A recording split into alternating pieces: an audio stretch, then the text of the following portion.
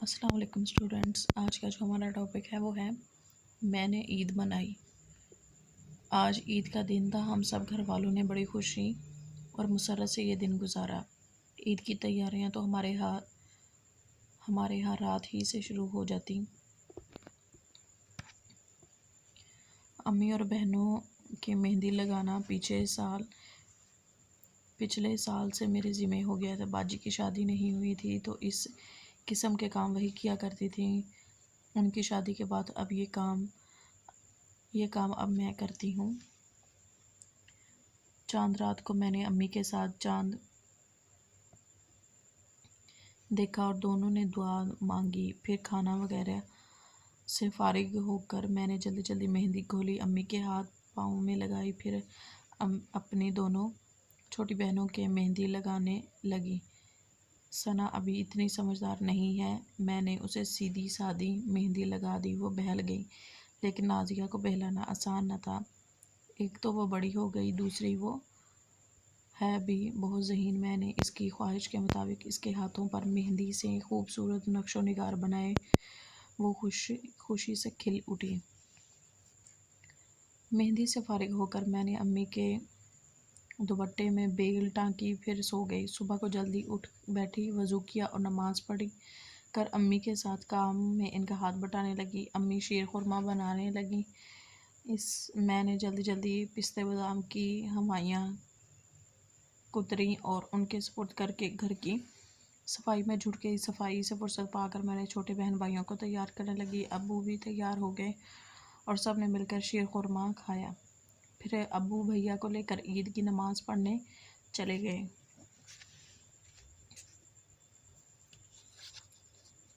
ابو اور بھیا جب تک نماز پڑھ کر لوٹے، امی اور میں سموسے اور شامی کباب تیار کر چکی تھے۔ ابھی ہم سب لوگ ایک جگہ بیٹھ کر کھانا شروع کرنے ہی والے تھے کہ دروازے پر دستک ہوئی۔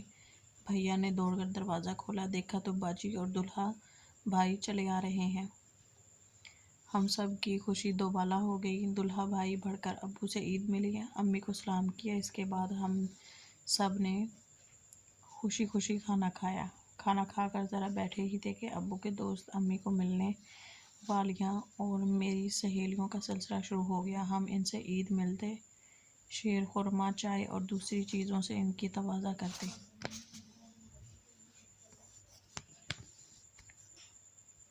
دوپہر کا وقت ہو چکا تھا، میں باورچی خانے میں گئی اور دوپہر کے کھانے کی تیاری میں لگ گئی۔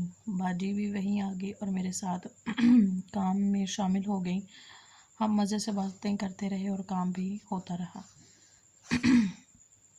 دوپہر کا کھانا کھا کر باہر گھومنے کا پروگرام بنایا۔ دلہا بھائی ہمیں اپنی گاڑی میں بٹھا کر سیر کو لے گئے۔ ہم نے چڑیا گھر، فن لینڈ اور عجائب گھر کی سیر کی۔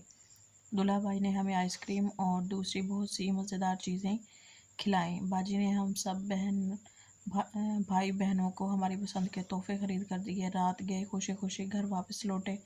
ٹی وی کھولا تو بڑا اچھا پروگرام چل رہا تھا، ہم سب نے وہ پروگرام دیکھا۔ پروگرام ختم ہوتے ہی تو ہم سب نے مل کر رات کا کھانا کھایا۔ کھانا کھا کر باجی اور دلہا بھائی رخصت ہونے لگے تو ابو نے انہیں عیدی دی اور امی نے ڈھیر ساری دعائیں دیں۔ باجی اور دلہا بھائی سلام کر کے چلے گئے۔ اب رات ہو چکی ہے، سب لوگ سو رہے ہیں۔ میرے سامنے باجی کا تحفہ رکھا ہے جو مجھے ان کی محبت کا احساس دلا رہا ہے۔ نازیہ اور ثنا میرے سامنے سو رہی ہیں، یہ بھی مجھ سے کتنا پیار کرتی ہیں۔ اور بھیا ہمارا پیارا سا چاند سا بھائی، ہم سب اس سے بے پناہ محبت کرتے ہیں۔ ہمارا یہ چھوٹا سا گھر جس میں سب ایک دوسرے سے محبت کرتے ہیں، کسی جنت سے کم نہیں۔ اس میں خوشیاں ہی خوشیاں ہیں، سکون ہی سکون، اور آج کے دن کی خوشیوں کا تو پوچھنا ہی کیا۔ چلیں جی، آج کا جو ہمارا لیسن ہے وہ کمپلیٹ ہوتا ہے، ابھی اس کی مشق پوری کرتے ہیں۔ عید کی تیاری آپ کے ہاں کب سے شروع ہوتی ہے؟ ابھی آپ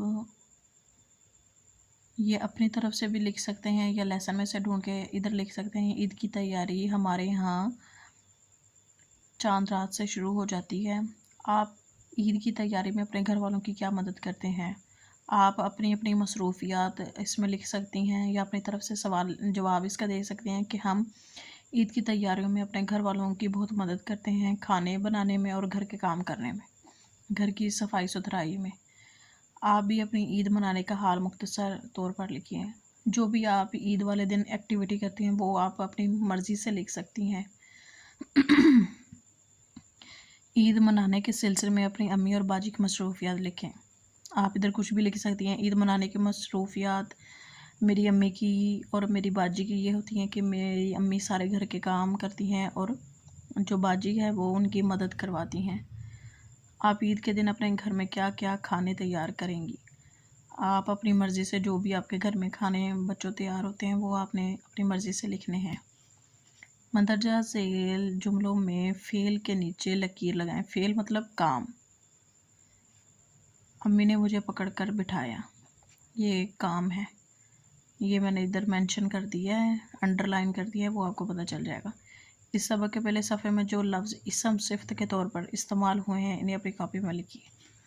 اسم صفت، کوئی بھی اچھائی والا اسم ہو تو وہ آپ اپنی کاپی میں نوٹ کر سکتے ہیں۔ چلیں جی، آج کا جو ہمارا ٹاپک ہے وہ اختتام کو پہنچتا ہے۔ ملتے ہیں اگلے لیکچر میں، تب تک مجھے دیجیے اجازت۔ اللہ حافظ۔